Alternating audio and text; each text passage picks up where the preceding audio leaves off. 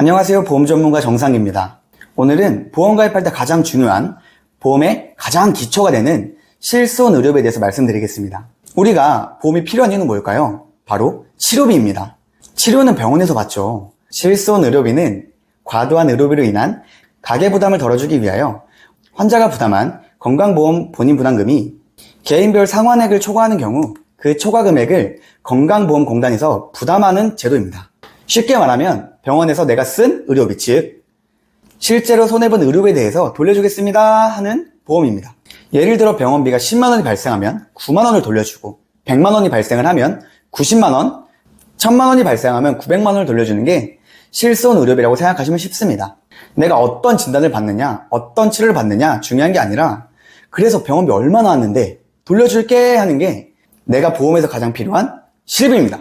하지만 이렇게 좋은 실비도 해지해야 할 실손 의료비가 있다면 왜 그걸 해지해? 라고 생각하시는 분들도 있으실 겁니다. 보험사는 영리단체입니다. 이익을 중요시하고 손해를 줄이고 싶어하는 기관이죠. 그런 보험사에서 유일하게 손해가 나는 게 바로 실손 의료비입니다. 실손 의료비는 연도별로 손해율과 본인부담금이 다릅니다. 첫 번째로 알려드릴 내용은 특약형과 단독형입니다. 기존의 실손 의료비 보험이 다른 상품에 특약으로 부가 판매되어 실손 의료비만 별도로 가입하는 것이 불가능하였으나 단독형 실손 의료비 보험 상품을 2013년 1월 1일부터 판매하여 불필요한 보장을 가입하지 않고 실손 의료비만 가입할 수 있게 되었습니다. 그리고 2018년 4월부터는 실손 의료비 보험을 다른 상품에 끼워 파는 것이 금지가 되어 이제는 실손 의료비 보험은 단독형으로만 가입할 수 있게 되었습니다. 즉 같은 보장을 받는데 누구는 만원, 누구는 10만원, 누구는 50만원 실손 의료비를 내는 거죠. 내가 만약 2013년 이후에 보험을 가입했는데 단독형이 아니라면 의심을 해봐야 된다는 겁니다.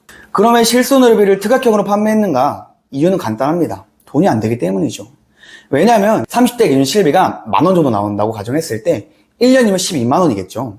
만약 건강검진 도중 용종이 발생을 해서 재고했다면 병원비가 20만원 정도 나와서 18만원을 덜 받는다고 하면 보험사 입장에서는 손해가 날 수밖에 없는 거죠.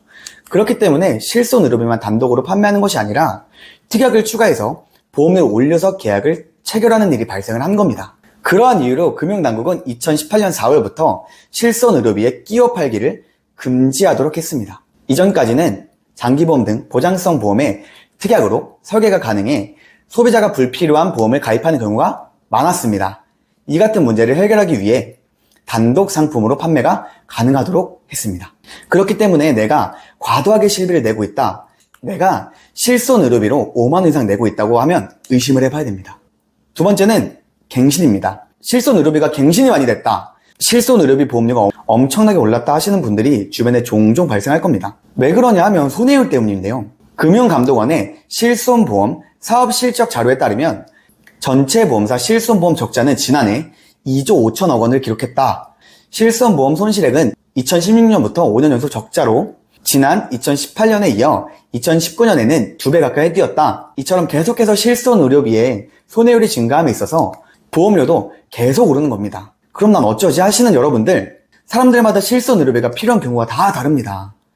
세대별로 표준화 이전 1세대, 2세대, 3세대, 4세대로 나뉘고 각기 다른 장단점들이 존재합니다.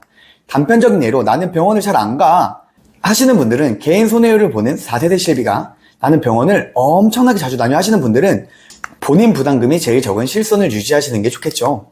내가 살아가면서 가장 많이 방문할 곳은 병원입니다. 이런 병원비 부담을 덜어주고 평생 가져가야 할 실손 의료비 보험 제대로 준비해야겠죠.